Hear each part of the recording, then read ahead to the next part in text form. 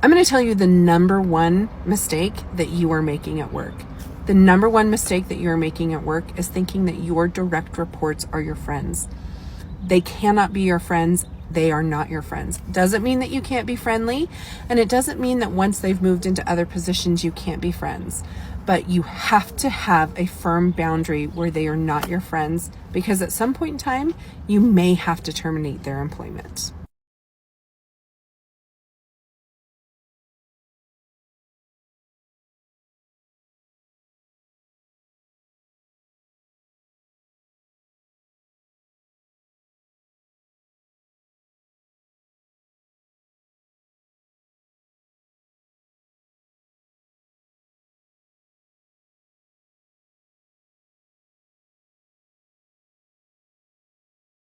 Why the fuck haven't you responded to my last email? Won't fly at the office. So I'm going to give you 4 alternatives that communicate the same thing, but won't get you in trouble. I'm Linda. I help managers enjoy their jobs and be more effective at them. Save this video so you can reference it later. Let's get into it. 1, bringing this back up in case it got missed, meaning this is your reminder. I've already communicated this once, and I'm giving you a chance to respond before I escalate. 2, resurfacing this for clarity on what comes next. This says there's a lack of direction, and I'm proactively seeking alignment so we don't waste more time. 3, looping back here to make sure we're aligned, because the pattern says we're not. This means this isn't the first miscommunication. I'm calling attention to a recurring issue while still being professional. 4, following up so we can move this forward without confusion. This says I'm trying to prevent delays and keep things on track, and I'm giving you the benefit of the doubt again. These aren't passive aggressive. They're professionally persistent, because real clarity sometimes is repetition, but smarter, cleaner, sharper. If you've ever accidentally sent an email too soon, check this out. In your Gmail account, you want to go all the way to the right and click that settings cog, then see all settings. Once you're in the settings, scroll to the left and you'll see a section that says undo send. See, it's currently at 5 seconds. We want to change that to 30. This will give you 30 seconds after you send an email to undo it. Save your changes. After you send an email, this message will pop up where you can undo for the next 30 seconds. And that's it. I'm going to tell you probably the best tip that I learned, and I wish I would have known it earlier in my life.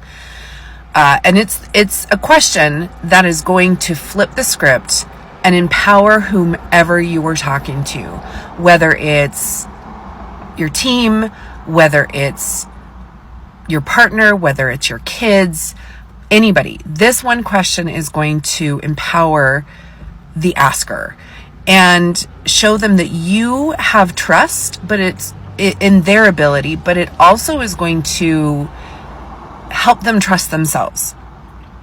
Are you ready for this question? The question that you ask is, I don't know, what do you think we should do? Want to know the secret to managing up without losing your sanity?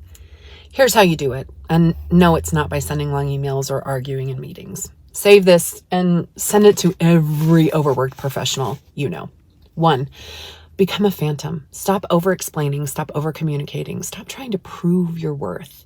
Your boss's attention isn't a reward. It's a resource. You don't need to feed their ego with constant updates or reassurance.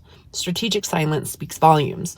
When you're consistent, competent, and calm, they notice. Let your results talk louder than your follow-ups ever could. 2, evaluate publicly. Your best revenge? Excellence. Start showing up sharp, focused, and in control. Nothing rattles a mediocre leader like watching you thrive without your micromanagement. Post the wins, take the lead, command the room. Your growth is the quiet reminder that you were never the problem. Step 3, stop looking for closure. You're not going to get the thank you or the you were right. You'll get silence, maybe even resistance. That's fine. Closure doesn't come from their validation. It comes from realizing you've outgrown needing it. When you start operating with clarity instead of emotion, the power dynamic flips.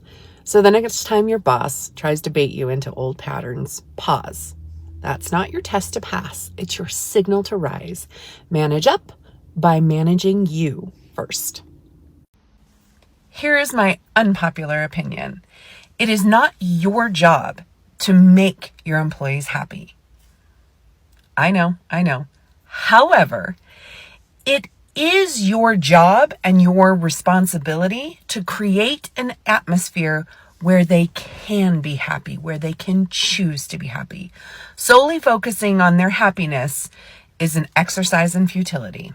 I said what I said. This is one of the quickest ways to improve your presence in meetings. I learned this from an interview coach in business school, and it's something that I continue to do to this day. So here's exactly what you're going to do. First thing you want to do is sit at your desk and record yourself speaking. Set it off to the side so that you're not looking at yourself as you talk. Then you're going to record yourself talking about something for 1 to 2 minutes. If you don't have a topic or a prompt in mind, you can use one of mine. Once you've done this, now we're going to play it back and pay attention to your communication habits. The first time you go through the video, I want you to just listen to it. Put your phone face down and just pay attention to what you're saying. Everybody has filler words that they gravitate towards, so keep an eye out for what your common filler words are. Like, actually, literally. Does that make sense? Once you've gone through just listening, now you're going to watch. And while you watch, pay attention to your body language. How are you sitting? What are you doing with your arms and your hands? Are you moving side to side? Once you've become aware of these, it's a lot easier to address. I hope this helps. This is the STARL framework and it will change the way you interview. It basically gives you 4 to 5 things to talk through as you answer each behavioral interview question. It helps you be much more concise and specific in your answer and make sure that you're hitting on the things that really matter. So here's how it works. Okay, first is situation. You want to set the scene and give necessary details without giving too much detail. Basically, whatever the interviewer needs to know in order for you to tell the story and get your point across. Next is the task. Describe what your responsibility was in that situation. Next is action, so you want to explain exactly what steps you took to address it.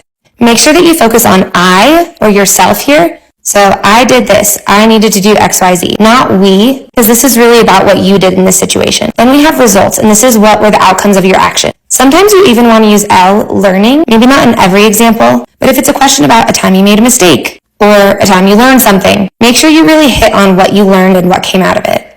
Let me know if it's helpful to hear an example. Unpopular opinion time. Okay, so my unpopular opinion on this is for managers who think that they have to be friends with everyone, including their direct reports. Hate to break it to you, but guess what? You are not their friend. Your direct reports do not owe you anything. You are not their friends, and spending your time and energy trying to make them like you is fruitless. Now, it's better if they do like you, right? So you need to be kind, you need to be empathetic, you need to be understanding, you need to be flexible, you need to be all the things. But you do not need to be their friend. If you're trying really hard to be their friend or delaying tough feedback because you're worried that they won't like you any longer,